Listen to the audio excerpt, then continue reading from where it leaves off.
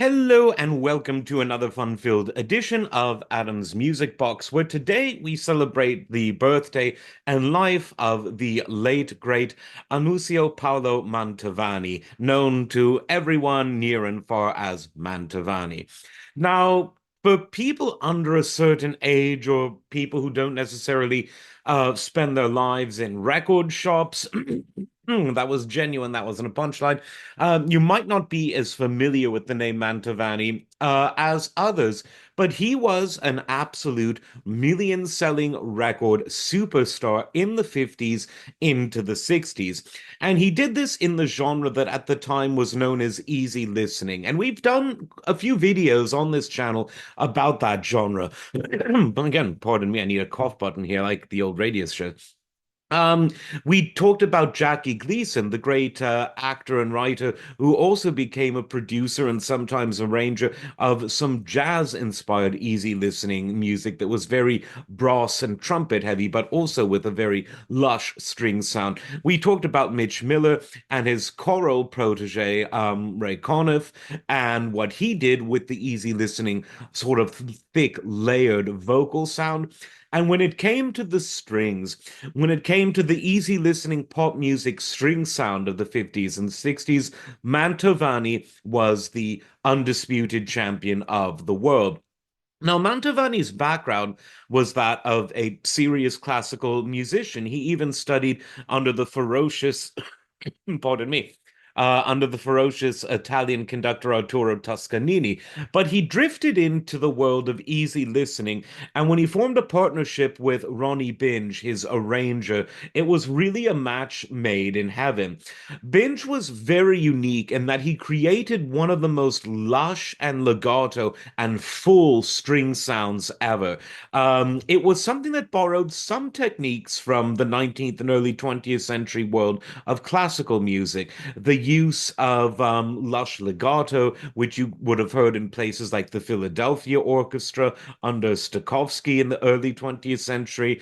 It also used portamento at times, a wonderful feature of orchestral string playing in classical music that sadly started to die out after the Second World War in the classical world. And this is when you would slide from one note to another. You can't really do it with the voice, at least I can't with my voice. But Google what portamento is, here's some sonic samples, or better yet, listen to recordings of Wilhelm Mengelberg's Concertgebouw Orchestra from the 30s and 40s, or indeed, for that matter, again, Stokowski's Philadelphia in the 20s and 30s, or even before the 20s on their acoustic recordings. Now, this style of string playing was already out of fashion by the 1950s in most places in the classical world, but in the light music world, in the easy listening world, Mantovani and brings apps and Binge rather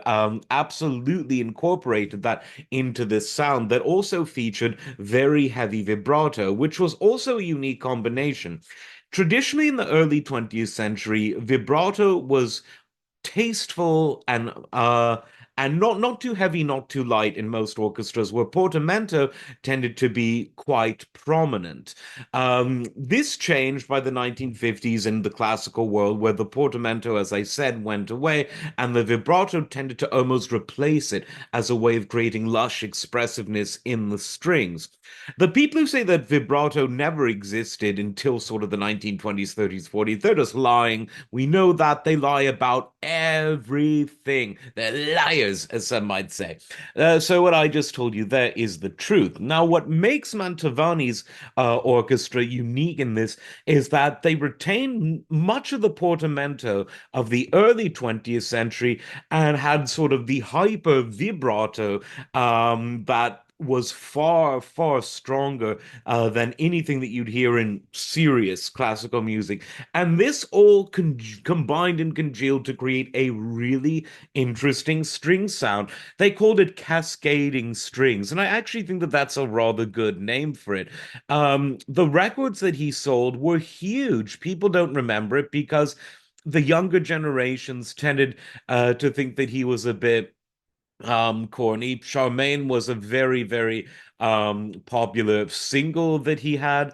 And between the two of them, always, of course, Mantovani was the conductor and he was the one on the albums. But between the two of them, as a team of collaborators, they actually sold more records than any artist based out of the UK until the Beatles, which is saying a lot. Of course, Mantovani, Italian, born in Venice, but recorded for all of his life in the UK, in London, but he was a big international seller. Now, I've asked myself why this sort of light music, easy listening genre, why did it fade out of fashion so quickly? And I'm not sure that there's any easy answer. On the one hand, what was called light music was popular in Britain long before the age of high fidelity and stereophonic sound. Light music was really a post Great War, post World War One phenomenon in the UK that had roots in sort of the combination of the Palm Court orchestras, which would be like little hotel orchestras, and some of the music hall traditions that dated back to the 19th century. US audiences really saw an explosion of what was called light classical in some cases, or easy listening, or really the same genre, different names, different marketing.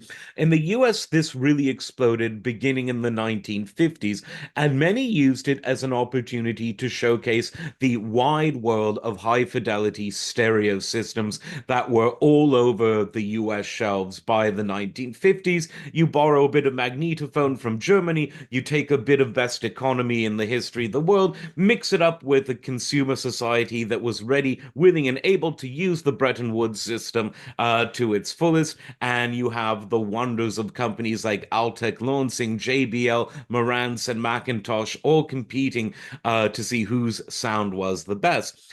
And of course, all of the labels had a lot of, proper classical music, but this light music, this easy listening music was also very common then. And then it just sort of started to fade away. Not completely. Now that's called recharging the old lithium battery. Not completely, but the 50s and 60s was the heyday of this music. Maybe it was because the audiences that were into that sort of music reached a certain age where they no longer thought they needed to buy more records. Maybe it's because the overall trajectory of the record industry tended to skew younger in the 60s because of the ubiquity of the baby boomers, who were, teeny boomers, if you will, at that time. The most wealthy generation of young people ever until that point, maybe in history, unless we can get this horrible economy fixed in a few months. That's a reference to, folks. That could be one of the reasons that boomers killed easy listening music. Okay, boomer. That whereas the greatest generation, the Second World War generation, were the people buying all those records. Or it could just be that musical fashions change for reasons that don't really have any direct artistic or sociological time.